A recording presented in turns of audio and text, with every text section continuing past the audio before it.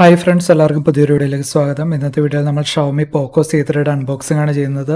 പോക്കോയുടെ budget മോഡലായ C3 രണ്ട് വേരിയന്റിൽ available ആണ്.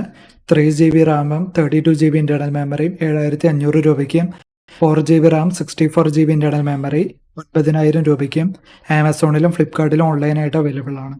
ഈ ഒരു പ്രൈസ് റേഞ്ചിൽ പോക്കോ C3 കോമ്പറ്റീഷൻ ആയിട്ടുള്ളത് റിയൽമി C11 ആണ്.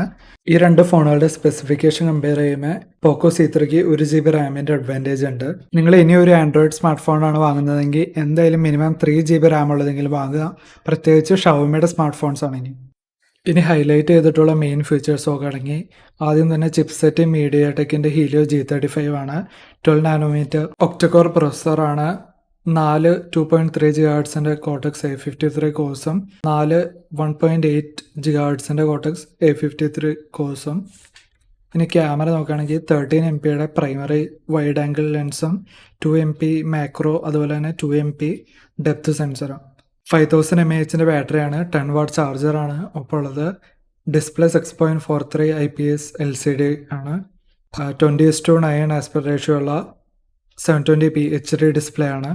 ഇനി ബോക്സ് കണ്ടൻസ് നോക്കുകയാണെങ്കിൽ നോർമൽ ആയിട്ടുള്ള സ്മാർട്ട് ഫോൺ ഉണ്ട്, user manual, SIM ejector tool, അതുപോലെ തന്നെ ചാർജറും USB കേബിളും. ഫാസ്റ്റ് ചാർജിങ് സപ്പോർട്ട് ഒന്നും ഇല്ലാത്തതുകൊണ്ട് തന്നെ ബേസിക് ആയിട്ടുള്ള 10 വാട്ട് ചാർജറാണ് ഇതിൻ്റെ ഒപ്പം ഉള്ളത്. USB കേബിള് ടൈപ്പ് C അല്ല, മൈക്രോ USB ആണ്. USB ടൈപ്പ് C പോർട്ടുള്ള സ്മാർട്ട് ഫോൺ ഇറങ്ങിയിട്ട് 5 വർഷമായിട്ട് ഇപ്പോഴും മൈക്രോ USB പോർട്ട് വെച്ച് ഫോൺ ഇറങ്ങുന്നത് ോട് എനിക്ക് യോജിപ്പില്ല. അതിപ്പോൾ ബഡ്ജറ്റ് സ്മാർട്ട് ഫോൺ ആയാലും അങ്ങനെ തന്നെ. പോക്കോ C3യുടെ ഡിസൈനും ബിൽഡും ഒക്കെ ഏകദേശം സാംസങ്ങിന്റെ ഫോൺസ് പോലെ തന്നെയാണ്. പക്ഷേ ഡിസ്പ്ലേ ഓൺ ആക്കി കഴിഞ്ഞാൽ ആ ഫീൽ മാറും. ഷവോമിയുടെ റെഡ്മി സീരീസിലുള്ള ബഡ്ജറ്റ് ഫോൺസ് വെച്ച് നോക്കുമ്പോൾ ഈ ഫോണിന്റെ ഫീല് കുറച്ചുകൂടി പ്രീമിയം ആണെന്ന് വേണമെങ്കിൽ പറയാം. പോക്കോ ഒരു ഇൻഡിപെൻഡന്റ് ബ്രാൻഡ് ആയതുകൊണ്ട് ഷവോമിയുടെ ഒരു ബ്രാൻഡിങ്ങോ കാര്യങ്ങളോ ഒന്നുമില്ല. ഡിസൈൻ്റെ കാര്യം ഞാൻ നേരത്തെ പറഞ്ഞു, സാംസങ്ങിന്റെ ഫോൺസ് പോലെ തന്നെയാണ്. ഷവോമിയുടെ റെഡ്മി സീരീസ് പോലെയല്ല. താഴെയായിട്ട് സിംഗിൾ ബോട്ടം ഫയറിംഗ് സ്പീക്കർ, അതിൻ്റെ അടുത്ത് തന്നെ മൈക്രോ USB പോർട്ട്, അതിനടുത്ത് മൈക്കും, വൈഡ് ഡെപ്ത് മാക്രോ, അങ്ങനെ 3 ക്യാമറ സെൻസർ. ലെഫ്റ്റിലായിട്ട് dual SIM plus micro SD card slot, മുകളിലായിട്ട് ഹെഡ്ഫോൺ ജാക്ക്, റൈറ്റ് സൈഡിലായിട്ടാണ് ബട്ടൺസ് എല്ലാം. ആൻഡ്രോയിഡ് 10 ബേസ് ചെയ്തിട്ടുള്ള MIUI 12 ആണ് പോക്കോ C3യില്. ഷവോമി ഫോൺസിൽ യൂസ് ചെയ്യുന്ന MIUI ആയിട്ട് ഇതിനുള്ള വ്യത്യാസമാകെ പോക്കോ ലോഞ്ചർ മാത്രമാണ്. ആൻഡ്രോയിഡ് 10 ബേസ് ചെയ്തിട്ടുള്ള MIUI 12 ആണ് ഇതിൽ ഓൾറെഡി വരുന്നത്. പോക്കോ C3യുടെ ഡിസ്പ്ലേ 720p ആണ്. കളറിന്റെ കാര്യത്തിലും ബ്രൈറ്റ്നസിന്റെ കാര്യത്തിലും വലിയ കുഴപ്പമൊന്നുമില്ലാത്ത ഡിസ്പ്ലേ ആണ്. വ്യൂയിങ് ആംഗിൾസ് നോക്കുകയാണെങ്കിലും ഒരുവിധം എല്ലാ ആംഗിളിൽ നിന്നും കളേഴ്സ് ഒന്നും ഫെയ്ഡ് ആവാതെ തന്നെ കാണാൻ പറ്റുന്നുണ്ട്. ഒരു ബഡ്ജറ്റ് സ്മാർട്ട് ഫോണിൽ നിന്ന് വലിയ ക്യാമറ ക്വാളിറ്റി ഒന്നും എന്തായാലും പ്രതീക്ഷിക്കേണ്ട ആവശ്യമില്ല. അതുപോലെ തന്നെയാണ് പോക്കോ C3യുടെ കാര്യത്തിലും 3 സെൻസേഴ്സ് യൂസ് ചെയ്തിട്ടുണ്ട്. പക്ഷെ അതിനേക്കാൾ ഒരു നല്ല വൈഡ് ആംഗിൾ സെൻസർ യൂസ് ചെയ്തെങ്കിൽ കുറച്ചുകൂടി നല്ല ക്വാളിറ്റി കിട്ടിയേനെ. പിന്നെയും ക്യാമറ ക്വാളിറ്റി ഇമേജ് പ്രോസസ്സിങ്ങിനെ ഡിപ്പെൻഡ് ചെയ്യുന്നതുകൊണ്ട് ഒരു ബഡ്ജറ്റ് CPU ആയതുകൊണ്ടും അതും ഒരു ഫാക്ടറാണ്. ഇനി യൂസർ എക്സ്പീരിയൻസിന്റെ കാര്യത്തിലാണെങ്കിൽ MIUIയിൽ കുറച്ച് ബ്ലോട്ട് വെയേഴ്സ് ഉണ്ട്, പക്ഷെ അതെല്ലാം അൺഇൻസ്റ്റാൾ ചെയ്ത് കളയാൻ പറ്റും. UI സ്മൂത്ത് ആണ്, ലാഗ് ഒന്നും ഫീൽ ചെയ്യുന്നില്ല.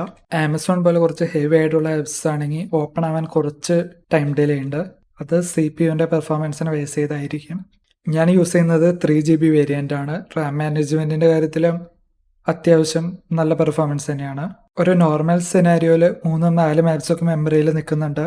മെമ്മറി സ്റ്റാറ്റസ് ഓൺ ആക്കി കഴിഞ്ഞാൽ നിങ്ങൾക്ക് കാണാം. എന്നിട്ടും 1.7GB റാം ഫ്രീ ഉണ്ട്. ഒരു ഗെയിമിംഗ് പർപ്പസിനൊന്നും ഇങ്ങനത്തെ ലോ ബഡ്ജറ്റ് ഫോൺ ആരും വാങ്ങരുത്. എങ്കിലും ഹീലിയോ G35ക്ക് PUBG ഒക്കെ ലോ സെറ്റിംഗ്സിൽ അത്യാവശ്യം ഹാൻഡിൽ ചെയ്യാൻ പറ്റും. ഇനി നിങ്ങൾ ഈ ഫോൺ വാങ്ങണമെന്ന് ചോദിച്ചാൽ നിങ്ങളുടെ ബഡ്ജറ്റ് അത്ര കുറവാണെങ്കിലും, ഇല്ലെങ്കിൽ നിങ്ങൾ നിങ്ങളുടെ പാരൻസിനോ ഗ്രാൻഡ് പാരൻസിനോ വേണ്ടിയാണ് ഒരു സ്മാർട്ട് ഫോൺ വാങ്ങുന്നതെങ്കിലും നിങ്ങൾക്ക് തീർച്ചയായിട്ടും ഈ ഫോൺ വാങ്ങാം.